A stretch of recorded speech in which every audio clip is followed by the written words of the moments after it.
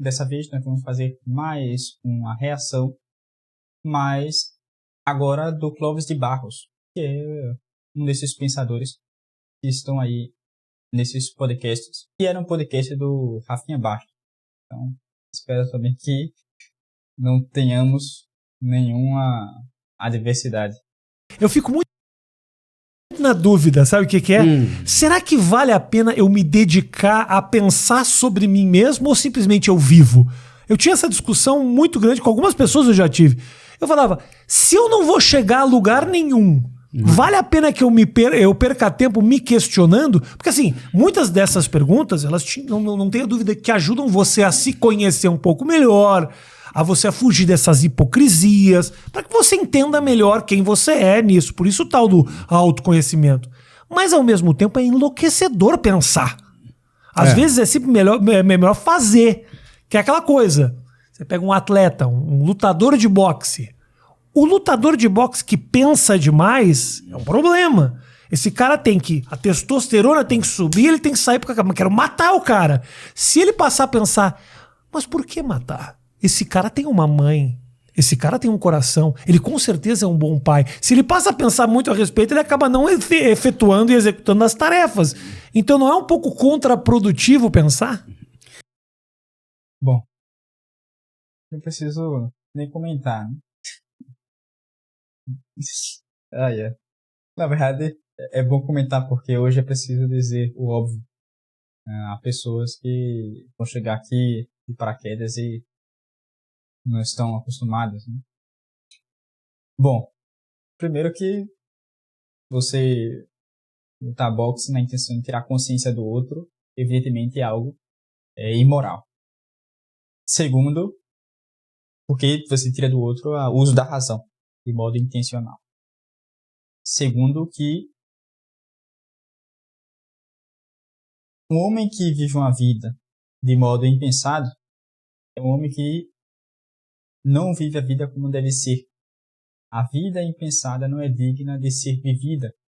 Isso Sócrates, na sua apologia, deixa muito claro. É algo belíssimo ver o como Sócrates enfrenta a situação de ter consciência das coisas, de ter considerações sobre as coisas, de ver a vida de modo pensado. Por isso que ele tinha como um adágio, o conhece-te a ti mesmo. Então, a pessoa deve viver uma vida reflexiva, evidentemente. Claro, há momentos em que é preciso agir e às vezes não dá para pensar muito. Numa situação de risco, por exemplo, a pessoa naturalmente vai agir com ímpeto, né? Um movimento natural ali, de sobrevivência e por aí vai. Mas, claro, é importante as considerações das questões especulativas, porque isso vai orientar a vida prática. Inclusive, tem um vídeo aqui onde trata essa questão de modo mais profundo, com textos, um vídeo bem interessante que muitas pessoas gostaram. Vou deixar aqui na descrição. Deve estar aparecendo também no card aí, em algum momento. Mas o fato é que é importantíssimo fazermos considerações sobre as coisas, porque, do contrário, o homem abdica daquilo que lhe é próprio, que é a capacidade racional. Porque ele se reduz a um âmbito inferior, ou seja, a uma vida animalesca. Mas vamos ver aí o que o Clóvis de Barros tem a falar sobre isso. Então, quando você começa a estudar filosofia, tem que passar por um tal de Sócrates, porque ele está no começo, e normalmente as pessoas começam do começo. E aí, esse tal de Sócrates terá dito que uma vida que não é pensada não vale a pena ser vivida. Então, bom, segundo Sócrates, o teu questionamento ele já está definido, ou seja, uma pessoa que não pensa com lucidez máxima, botando a razão no mais alto nível sobre a própria vida, não realiza a sua humanidade, digamos assim. Né? Vive uma vida muito próxima da animalidade no cio. Né? Bom, que pode ser bem divertida. Pode. Tudo pode, né? Mas aí, então, isso é o Sócrates, Sim. né? Isso é o Sócrates. Deixa ele de lado. Tá. Você falou do boxe, né? Uhum. Coisa horrível, meu Deus. Nossa.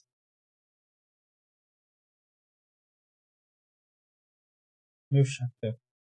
Bem, eu já tratei sobre essa questão outrora em vídeos mais trabalhados, em vídeos mais profundos. Mas aqui, vou falar novamente, né? Existem 3 classes de bens. Bom, não vou entrar em detalhes aqui, eu já falei em outro vídeo. Também vou deixar aqui na descrição, vai aparecer o card, talvez em algum local. Mas existem 3 classes de bens. E são 3 classes em ordem hierárquica. A primeira são os bens valorativos, os bens valiosos. A segunda são os bens úteis. A terceira, e a última, portanto, a mais inferior, são os bens aprazíveis. Os bens aprazíveis, que foi ao qual ele se referiu aí, no caso o Rafinha Bastos, são os bens que são desejados por si mesmos em razão da satisfação que eles proporcionam. Ou seja, a honra, a comida por si mesmo, em razão da satisfação que proporciona. Ou ainda o prazer. Certo? Então, a pessoa que vive apenas para ter esse tipo de bem, ela vive de modo egoísta. Essa pessoa não tem senso de sacrifício, de abnegação. Por exemplo, um pai de família assim, uma mãe de família assim, não vai exercer bem a função de educador. Né? Imagina a pessoa que é um atleta assim, não vai ser um bom atleta. Enfim, questões mais básicas, a pessoa viver nesse âmbito, né, de buscar os prazeres sensíveis, os prazeres inferiores, a pessoa ela está descaracterizada da sua humanidade. A pessoa se reduz a algo meramente os prazeres inferiores, as coisas mais banais. Né? Então, é algo que realmente não faz sentido, é contra a própria dignidade do homem. Agora, claro, esses prazeres ordenados e tudo mais, justamente é algo lícito, né? Sem sombra de dúvida. Mas a pessoa que vive para buscar satisfação, o exemplo aí foi muito claro, apenas sensível aos bens aprazíveis, realmente a pessoa que não reflete, não busca as coisas do alto e fica entorpecida. Então, tudo aquilo que ela vai analisar do mundo vai acabar sendo por esse viés. Tudo ela vai considerar no âmbito dos prazeres sensíveis, dos prazeres carnais e por aí vai. Então, ela vai ter uma visão do mundo distorcida. Ela não vai saber considerar as coisas realmente como são, porque ela está tomada por esses desejos, esses bens inferiores, esses apetites inferiores que ela frequentemente se entrega. Não é só o boxe. Todo tipo de interação social que tem aparência de jogo, né? E quase todas têm, na hora que você se pergunta sobre o valor do troféu, você não joga mais. Porque existe um pressuposto do jogo que é a obviedade do valor do troféu. Sabe? Por exemplo, você se formou em Direito, tá? Até mais, você entrou na faculdade de Direito. Tá. 19 anos, entrou lá, tal coisa. Então, o que vai acontecer? Depois de um certo tempo, ser ministro do Supremo é um troféu de valor óbvio. Não tem como você parar para pensar... Por que eu vou querer ser ministro do Supremo? Uma pergunta dessa fode o jogo. Né? É a mesma coisa que qualquer outro tipo de jogo. Você está lá jogando sinuca, por que eu vou encaçapar? É o tipo da pergunta que destruiu o jogo. Você é um broxante, você arregaçou as condições do jogo que pressupõe essa obviedade do valor. No caso do boxe, derrubar o adversário é a obviedade do valor do troféu. Não há por que pensar, eu diria que nessas relações lúdicas, né, de jogo entre as pessoas, a reflexão sobre o que se está fazendo é destrutiva de todo o espaço. Né? E isso vale a mesma coisa no campo político. Você pega e fala, mas eu, no fundo, não quero me eleger. Bom, os caras não ele joga outro jogo, ele não é daqui, ele não, né? E que fique claro, o campo acadêmico também tem seus troféus de aplauso, visibilidade, notoriedade, etc. É claro que a sociedade hoje, ela meio que deu uma borrada nessas autonomias, né, dos jogos e tal. Então, o professor, ele, graças a alguém do mundo do espetáculo, ele ganha legitimidade junto a um público que 10 anos atrás ele não se preocupava em seduzir. Professor na universidade, ele tem que ser aplaudido dentro da universidade. Ele sai da universidade, ninguém sabe quem ele é, tá tudo certo. Porque as fronteiras eram muito mais claras, né? Enquanto hoje, meio que todo mundo quer o público de todo mundo, nessa sociedade mais borrada de identidades. Então, se você imaginar isso, nós estamos, na verdade, disputando tudo que é troféu, no final das contas. Né? Nós estamos brigando em N searas diferentes. Se eu pegar, sei lá, vamos dar aqui as coisas como elas são. Vamos pegar aí os nossos grandes palestrantes do país, né? Vamos pegar aí o Clóvis de Barros. Cortella. Tem Clóvis de Barros. Cortella.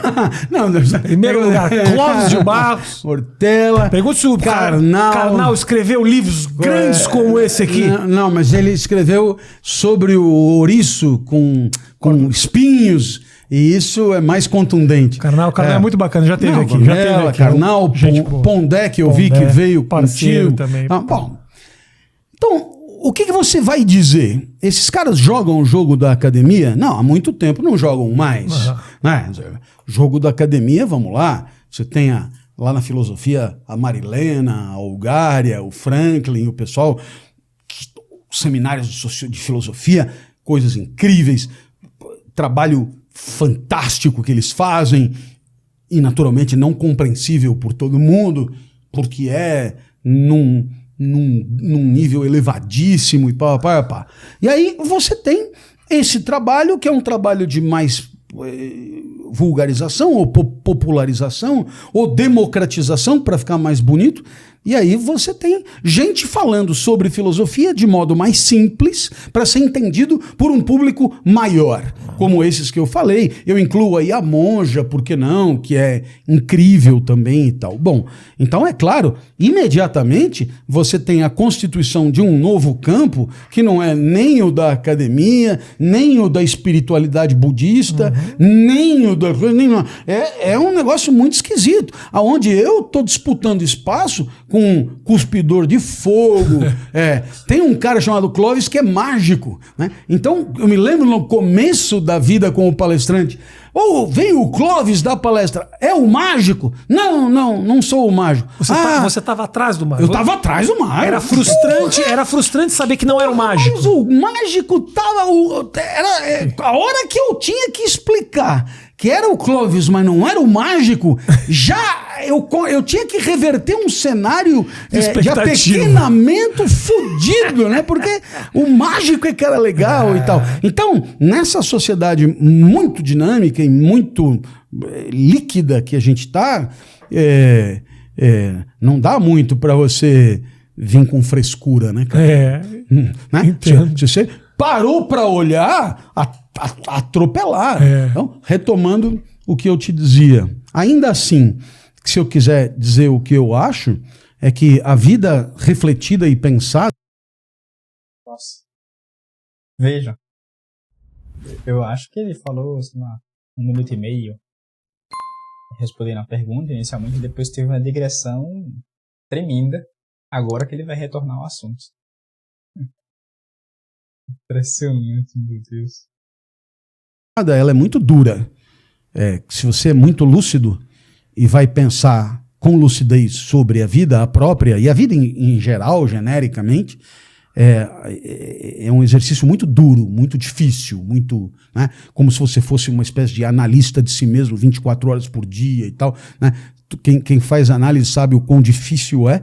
E assim, se você tem, quanto mais lucidez você tem, mais você chega em sinucas difíceis de enfrentar, né? E ao mesmo tempo, quando a vida não é pensada, ela é de um vazio tosco, é uma tosqueira, né? Vamos combinar? Né? Concordo. Não, claro. Depois da terceira festona que você organiza, sabe? Você já olha e diz, velho, né? Assim, será que é só isso? Não é não? Hein? Eu concordo. Né? Sim. Depois de 3 meses, você olha e fala, caramba, né? Gozado como acabou a graça, já não tem mais a graça que tinha antes, né? E aí, sei lá... É um equilíbrio difícil de encontrar. Se a graça tava num barquinho... Bora comprar um iate, né? Se a graça tava num iate, bora comprar um hidroavião e bora. E aí você cai numa lógica do Eros de querer mais e mais, que é um saco sem fundo. Essa é das mais perversas, né? Bom, o final foi interessante. Ele podia ter dito tudo em, sei lá, 3 minutos, eu acho. Mas, bom, é isso. É verdadeiro o que ele fala no final. A pessoa que vive uma vida buscando os prazeres, os bens aprazíveis para poder satisfazer a sua própria vontade e imergir nisso, ou seja, que não vive a vida reflexiva, né, que não considera as coisas minimamente que seja, essa pessoa não vive a vida como deve ser. Porque é próprio do ser humano a reflexão. Onde quer que ele esteja, ele terá que refletir sobre as coisas. Tomar decisões. E a tomada de decisão envolve uma reflexão sobre as questões. Então, essa que é a característica do ser humano e que todos têm isso e nunca vão deixar de exercer em alguma medida. Então, negar isso é assumir para si uma natureza que não é própria, ou seja, é assumir para si, tentar assumir para si a animalidade. Isso é destruir quem é destruir-se a si mesmo. É algo perverso, não faz sentido a pessoa querer destruir a si mesmo, não querer a conservação da sua própria natureza. Não faz sentido.